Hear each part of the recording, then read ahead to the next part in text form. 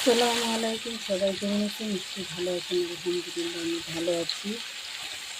বৃষ্টির জন্য কারেন্ট নাই, রাত্রে থেকে এখনও কারেন্ট আসে নাই।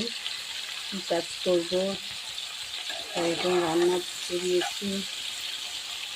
যে পটল ভাজতেছি, এর মধ্যে দেশি শিং মাছ ভেজে নিয়েছি, দেখতে থাকেন। এখন পেঁয়াজ দিয়েছি, এখন হলুদ, লবণ, মরিচ এগুলো দিয়ে দিব। বিসমিল্লাহির। এখন এখানে আদা, রসুন, হলুদ, মরিচ দিয়েছি, দিয়ে ভালো করে মশলাটা কষিয়ে নেব। দেখতে থাকেন। আমার মশলা কষানো হয়েছে, এখন সবজিগুলো দিয়ে দাও। এখন সবজি ভালো করে কষিয়ে নিয়েছি। ঝোলের জন্য পানি এড করে দিলাম।